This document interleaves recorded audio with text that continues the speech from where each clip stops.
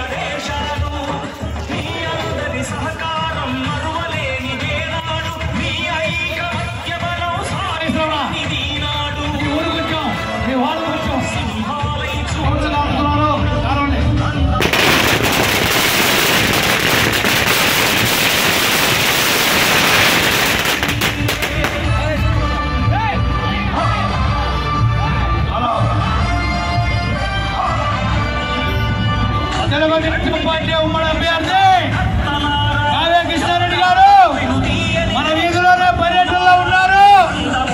ఇంటి ముందే ఉన్నారు. ఆశీర్వాదం కోసం వచ్చారు.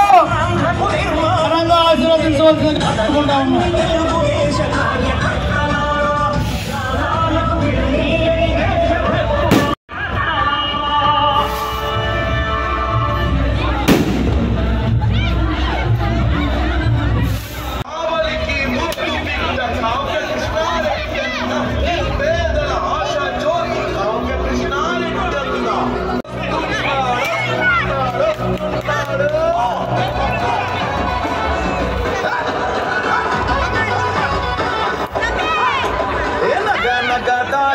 నడిచేటి సూర్యుడు తాగేటి ఆశయాల సారథీతడు నిరుపేదల సేవకుడై వస్తున్నాడు.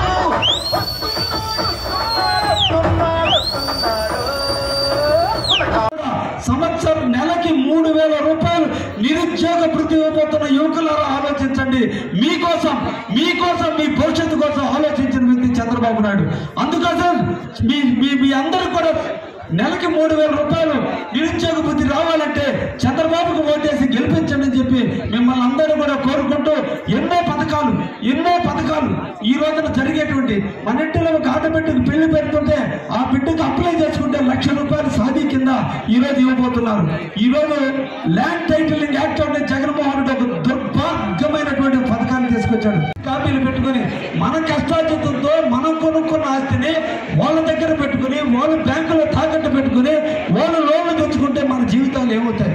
మన ఆస్తి కాగితాలు మన ఇంటిలో ఉండాలా, ఎక్కడ ఉండాలో దయించి ఆలోచించండి. ఇటువంటి దుర్మార్గమైన పరిపాలన అందమందాలంటే చంద్రబాబును ముఖ్యమంత్రి చేయండి.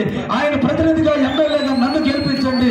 నాతో పాటు వేమిరెడ్డి ప్రభాకర్ రెడ్డి గారిని గెలిపించండి అని చెప్పి అరవకాలం వాసులందరూ కూడా, కుమ్మరి వీధి వాసులందరూ కూడా పేరు పేరున కోరుకుంటూ మీ బిడ్డ ఎలక్షన్లో పోటీ చేస్తే ఎంత కష్టపడతారో 5 రోజుల కష్టం మనందరి ముందు నీకు ఓన్లీ 8 రోజులు. 8 రోజుల కష్టం 5 సంవత్సరాల ఆనందాన్ని ఇస్తుంది. ఈ రోజు మనకు స్వేచ్ఛ లేదు, మాట్లాడే హక్కు లేదు.